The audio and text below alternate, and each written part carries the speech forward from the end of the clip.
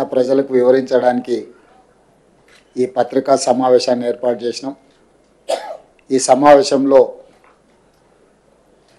మిత్రులు శ్రీధర్ బాబు గారు, తుమ్మల నాగేశ్వరరావు గారు, జుపల్లి కృష్ణారావు గారు, సీతక్క గారు, పొంగులేటి శ్రీనివాసరెడ్డి గారు, రాజ్యసభ సభ్యులు అనిల్ కుమార్ యాదవ్ గారు,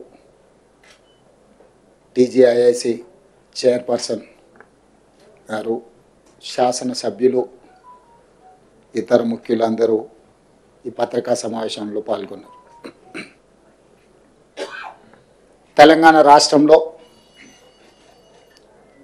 వరల్డ్ ఎకనామిక్ ఫోరం నుంచి దాదాపుగా 1,80,000 కోట్ల రూపాయలు తెలంగాణ రాష్ట్రంలో పెట్టుబడులు పెట్టడానికి మన రాష్ట్ర ప్రభుత్వం ఆకర్షించింది.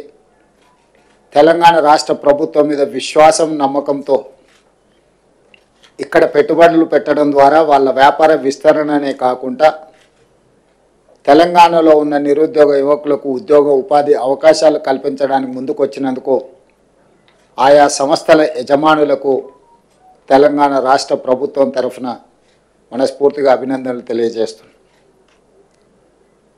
ప్రభుత్వం ఏర్పడి 14 నెలలు పూర్తిగా వస్తున్న సందర్భంలో మా ప్రభుత్వం సాధించిన విజయాలలో ఈ విజయం అత్యంత కీలకమైన విజయం.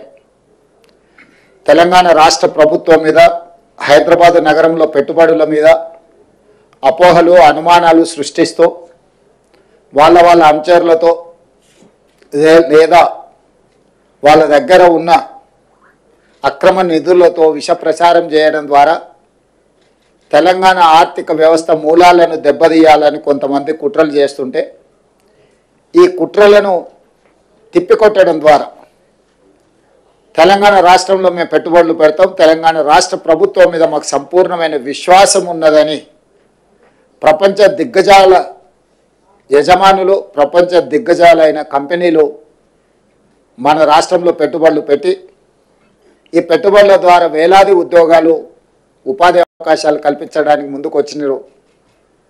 కుట్రలను, కుతంత్రాలను అన్నిటిని కూడా పటాపంచలైన ఈరోజు మా ప్రభుత్వం మీద వారు వ్యక్తపరిచిన విశ్వాసం, నమ్మకం ఈనాటిది కాదు. ఆనాడు 2004 నుంచి 2014 వరకు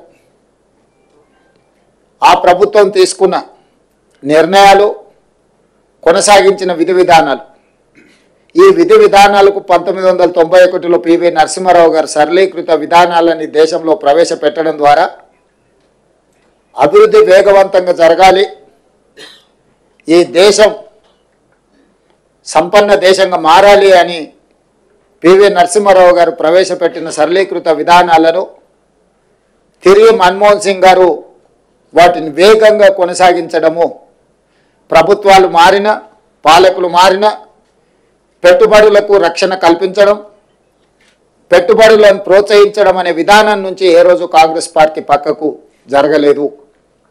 అందుకే 2004 నుంచి 2014 వరకు 10 సంవత్సరాలు ఈ దేశంలో సమూలమైన ఆర్థిక సరళీకృత విధానాలను అమలు చేయడం ద్వారా ప్రపంచానికి ఒక నమ్మకాన్ని, విశ్వాసాన్ని కలిగించిన బలమైన నాయకత్వం కాంగ్రెస్ నాయకత్వం. ఆ కాంగ్రెస్ నాయకత్వంలో ఏర్పడ్డ తెలంగాణ రాష్ట్ర ప్రభుత్వం పట్ల 13-14 నెలల్లోపనే సంపూర్ణమైన విశ్వాసం చూపించి 1,80,000 కోట్ల రూపాయలను తెలంగాణ రాష్ట్రంలో అంతర్జాతీయ స్థాయి సంస్థలు పెట్టుబడులు పెట్టడము, ఇది నిరంతర ప్రక్రియ. నిరంతరం మా ప్రభుత్వం చేసిన కృషిని, మా ప్రభుత్వం పాటిస్తున్న విధానాలను రాజకీయపరమైన అంశాలలో విభేదించిన, రాష్ట్ర అభివృద్ధి విషయంలో 2004 కంటే ముందు తెలుగుదేశం పార్టీ అమలు చేసిన విధానాలు రాష్ట్ర ప్రయోజనానికి అనుకూలంగా ఉంటే ఆనాడు వాటిని కొనసాగించిన, ఈనాడు గత ప్రభుత్వం ఏదైనా ఉపయోగపడే అంశాలలో నిర్ణయం తీసుకుంటే కూడా తెలంగాణ రాష్ట్ర ప్రజలకు ప్రయోజనం చేకూరుతుంది అనుకుంటే ఆ విషయంలో రాజకీయ వివాదాలకు వెళ్లకుండా విధానాలను కొనసాగిస్తూనే ఇంకా స్పష్టంగా, నమ్మకంగా విధానాల రూపకల్పనలో ఒక నిర్దిష్టమైన ప్రణాళికను తీసుకొని తెలంగాణ రాష్ట్ర ప్రభుత్వం ముందుకు వెళ్ళింది. కాబట్టి ఈరోజు ఈ దిగ్గజాలు తెలంగాణ రాష్ట్రంలో పెట్టుబడులు పెట్టినరు.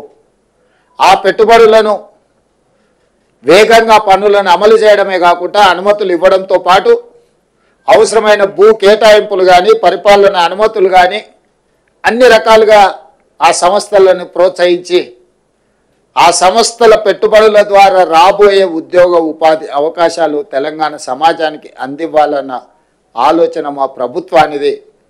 ఈ అంశాలను మేము దావోస్లో ఒప్పందాలలో